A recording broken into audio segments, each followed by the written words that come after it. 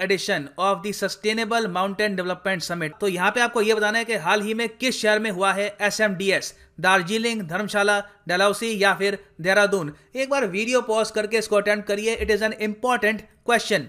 All right, so इसका जो सही आंसर है ये मैं आपको बता रहा हूँ। सही आंसर यहाँ पे है देहरादून। तो उत्तराखंड में होगी ये 9th edition of sustainable mountain development summit. इसमें होता क्या है, समिट में क्या बातचीत करते हैं लोग? देखिए, यहाँ पे फोकस होता है कि जो पहाड़ी इलाके हैं वहाँ की इकोनॉमी को हम कैसे बूस्ट दे सकते हैं। अब वहाँ की इकोनॉमी को आप बूस्ट कैसे दोगे? टूरिज्म से। फिर एक और फैक्टर है रिलीजियस टूरिज्म। आपने देखा होगा कि उत्तराखंड, हिमाचल प्रदेश और आसपास का जो एरिया है वहाँ पे रिलीजियस टूरिज्म काफ़ी इंपॉर्टेंट है। तो इस सब को प्रमोट हम कैसे कर सकते हैं, इनोवेशन हम कैसे अप्लाई कर सकते हैं, ये सब डिस्कस होता है समिट में। और जो थीम था इस साल का ये आपके सामने है, emerging pathways for building A resilient post covid mountain economy. Mountain economy is very important, adoption, innovation and acceleration. तो कोविड-19 के बाद जो पहाड़ी इलाके हैं वहां पे इकोनॉमी को कैसे बूस्ट देना है ये डिस्कस किया गया इस समिट में। चलिए आगे बढ़ते हैं नेक्स्ट क्वेश्चन की तरफ। रिसेंटली इंडिया ने डोनेट किए हैं $2 मिलियन टू UNRWA। अब ये जो डोनेशन है ये हुई थी दिसंबर 2020 को, और इस पूरे साल आप अगर देखो 2020 में, तो इंडिया ने डोनेट कर दिए हैं टोटल $5 मिलियन टू UNRWA। अब ये बेसिकली किस चीज से एसोसिएटेड है? UNRWA इनमें से किस एस्पेक्ट पर फोकस करती है ये आपको बताना है। आपकी ऑप्शंस हैं, फिलिस्तीन स्टेट पर ये फोकस करती है, जो रूरल एग्रीकल्चर है अफ्रीका में उस पर ये फोकस करती है, सेंट्रल एशियाई जो देश है वहां पे पढ़ाई लिखाई एजुकेशन पे फोकस करती है, या फिर ये फोकस करती है रिलीफ वर्क पर इन अफगानिस्तान। वेरी इंपॉर्टेंट क्वेश्चन, एक बार वीडियो पॉज करके अटेम्प्ट कर लो। यहाँ पे जो सही आंसर है ये है पैलेस्टीन स्टेट। इवन दो आज के समय इंडिया के जो रिलेशंस हैं विद इजराइल इंप्रूव हो रहे हैं, मगर इंडिया ने कभी भी पैलेस्तीन को डोनेशन देना बंद नहीं किया। यह आप कह सकते हैं महानता है इस ग्रेट कंट्री की। और यहाँ पे आप देखेंगे डीडी का आर्टिकल है, India contributes $2 million to UNRWA। UNRWA की फुल फॉर्म है United Nations Relief and Works Agency for Palestinian Refugees in the Near East. और UNRWA का बाय द वे जो हेडक्वार्टर्स है ये प्राइमरली आपको मिलेगा जॉर्डन में, मगर इनका एक और ऑफिस भी है इन गाजा। और इंडिया ने इन द फ्यूचर ये भी अनाउंस किया है कि आने वाले 2 साल में, मतलब कि 2021 और 22 में, हम $10 मिलियन डोनेट करेंगे यहाँ पर every single year. Moving on, एक और वेरी इंपॉर्टेंट क्वेश्चन, जायरकॉन ये जो शब्द है रिसेंटली बहुत यूज में था, इस पर बहुत आर्टिकल्स आए थे। क्वेश्चन ये है कि जायरकॉन मिसाइल आज के समय जो न्यूज में है, तो किस कंट्री ने रिसेंटली इसको टेस्ट फायर किया है? आपके ऑप्शंस हैं चाइना, रशिया, यूनाइटेड स्टेट्स या फिर फ्रांस। एक बार वीडियो पॉज करके इसको अटेम्प्ट करो। ऑल राइट, उम्मीद करता हूं आपने अटेम्प्ट कर लिया होगा। यहाँ पे जो सही आंसर है ये है रशिया। जायरकॉन है एक अत्याधुनिक हाइपरसोनिक मिसाइल। ये एक सुपरसोनिक मिसाइल से तेज होता है, मतलब कि ब्रह्मोस से कई गुना ज्यादा तेज है। और यहाँ पे आप देखेंगे RT टुडे का एक आर्टिकल है, RT टुडे मतलब कि रशिया टुडे, और इसको फंड करती है रशियन गवर्नमेंट। ये कह रहे हैं कि रशिया ने सक्सेसफुली टेस्ट फायर किया है हाइपरसोनिक मिसाइल जायरकॉन को, और इसकी स्पीड है 8 times the speed of sound, मतलब कि ध्वनि की गति से 8 गुना ज्यादा तेज। और ये टेस्ट किया गया है in the white sea. Alright, so moving forward, recently Yogi Adityanath जो चीफ मिनिस्टर हैं उत्तर प्रदेश के, इन्होंने उद्घाटन किया है कैलाश मानसरोवर भवन का। आपको यहाँ पे बताना है कि किस सिटी में इसकी इनॉग्रेशन हुई है, गाजीपुर, प्रयागराज, गाजियाबाद या फिर वाराणसी। इंपॉर्टेंट क्वेश्चन है ये।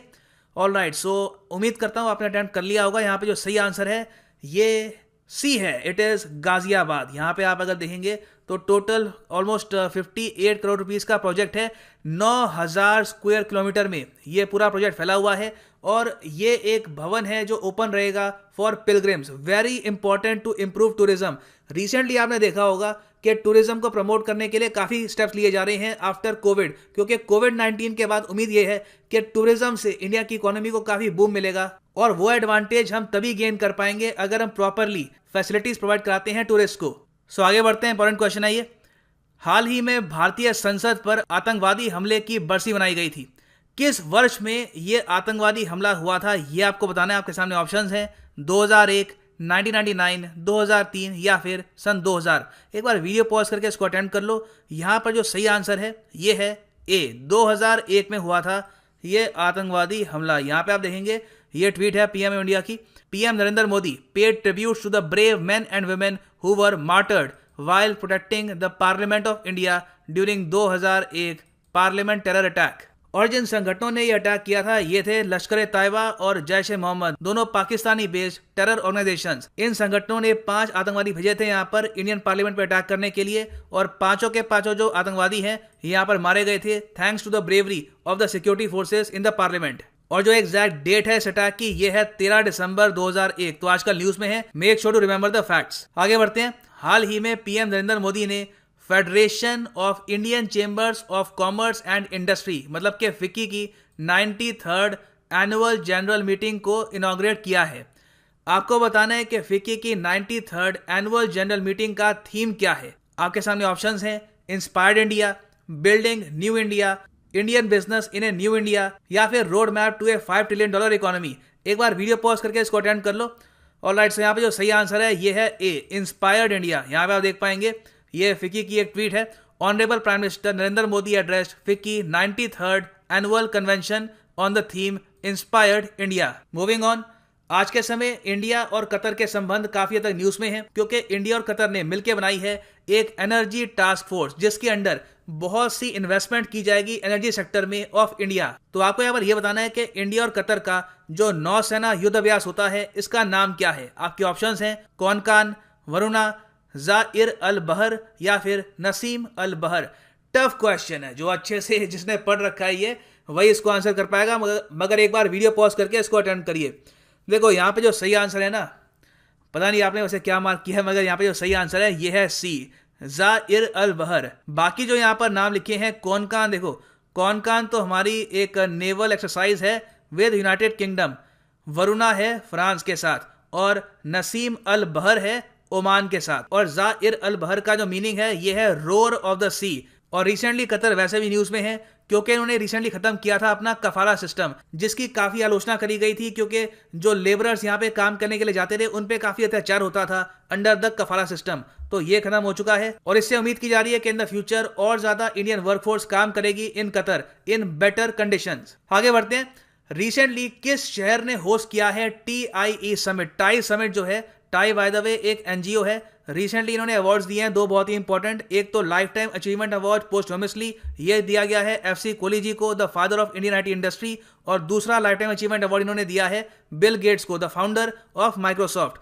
तो जो ये समिट है जहां पे इन्होंने अवार्ड दिए हैं, ये समिट कहां पे हुआ था, किस शहर में हुआ था, ये आपको बताना है। तो एक बार वीडियो पॉज करके इसको अटेंड कर लो। नाउ यहाँ पे जो सही आंसर है ये है हैदराबाद। ऑल्दो जो ये पूरा समिट है ये हुआ था वर्चुअली, और यहाँ पे वाइस प्रेसिडेंट हमारे कई मिनिस्टर्स गए थे, तो it was a very important summit. इस पर यहाँ पे आप देखेंगे वेंकैया नायडू जी ने ट्वीट किया है। सो ये समिट तो हुआ था वर्चुअली, मगर जो होस्ट सिटी था इट वाज हैदराबाद। आगे बढ़ते हैं। वेरी इंपॉर्टेंट क्वेश्चन, बहुत ही इंपॉर्टेंट क्वेश्चन है फॉर एनी एग्जामिनेशन। ऑलराइट, यहाँ पे आपसे पूछ रहे हैं स्वाधीनता सड़क। स्वाधीनता सड़क जो आजकल न्यूज में है, ये किन दो देशों के बीच में बनाई जाएगी? आपके ऑप्शंस हैं नेपाल और भारत, भूटान और भारत, बांग्लादेश और भारत, या फिर पाकिस्तान और भारत। एक बार वीडियो पॉज करके इसको अटेंड कर लो।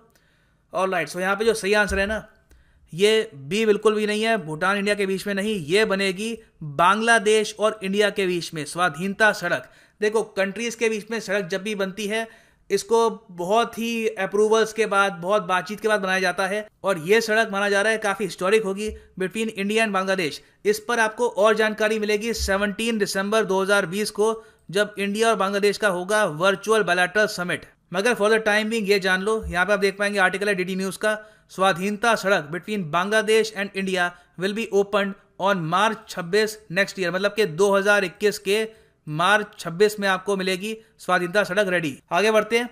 देखिए इथोपिया एक ऐसा देश है जो आजकल बहुत न्यूज में है बिकॉज ऑफ तिग्रे कॉन्फ्लिक्ट। तिग्रे एक रीजन है इथोपिया में, वहां के लोग बगावत कर रहे हैं अपनी सरकार के खिलाफ, और इथोपिया के जो प्रधानमंत्री हैं आज के समय एबी अहमद, जिन्हें नोबेल पीस प्राइज से भी सम्मानित किया जा चुका है, ये आज के समय अपने ही लोगों पे बॉम्बिंग कर रहे हैं ताकि वो अपने देश से बगावत ना कर दें। तो यहाँ पे आपको बताना है कि इथोपिया से रिलेटेड जो दो स्टेटमेंट्स हैं इनमें से कौन सी सही है कौन सी गलत है। पहली स्टेटमेंट ये कहती है कि इथोपिया एक लैंड लॉक्ड देश नहीं है। सेकंड स्टेटमेंट ये कहती है कि आदिस अबाबा जो कैपिटल है इथोपिया की, यहाँ पे आपको मिलेंगे हेडक्वार्टर्स ऑफ अफ्रीकन यूनियन। जैसे कि यूरोपियन यूनियन है वैसे एक अफ्रीकन यूनियन भी है, मगर काम करने का जो तरीका है दोनों का काफी डिफरेंट है। तो आपको यहाँ पे बताना है कि कौन सी स्टेटमेंट सही है कौन सी गलत है। एक बार वीडियो पॉज करके इसको अटेंड कर लो। ऑलराइट, सो यहाँ पे मैं आपको बता रहा हूँ सही आंसर क्या है। सही आंसर यहाँ पे है बी, सिर्फ एक स्टेटमेंट सही है। इथोपिया बिल्कुल एक लैंडलॉर्ड कंट्री है, आपको अभी मैप पे दिखाऊंगा, तो ये स्टेटमेंट गलत हो गई, it is not a landlord country, incorrect.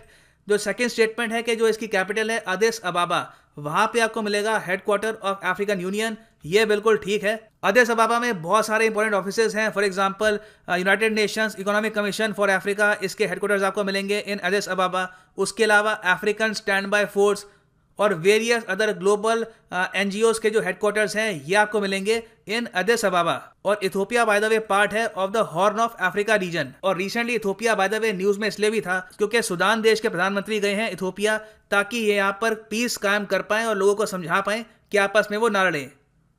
सो यहाँ पे आप देखेंगे ये एशिया का मैप और ये हमारा प्यारा भारत, और अफ्रीका में यहाँ पे आपको मिलेगा इथियोपिया। और आप देखेंगे कि इसकी कोई भी कोस्ट लाइन नहीं है। इसकी कोस्ट लाइन एक टाइम पे थी जब एरित्रिया इसका पार्ट था, मगर एरित्रिया आज के समय एक इंडिपेंडेंट देश है, तो उसी के साथ इथोपिया ने जो अपनी कोस्ट लाइन है ये भी गवा दी। और इथोपिया के साथ एक और बहुत ही इंपॉर्टेंट देश है यहाँ पर सूडान, जो आज के समय कोशिश कर रहा है कि तिग्रे रीजन में जो भी वायलेंस है इसको ये शांत करें।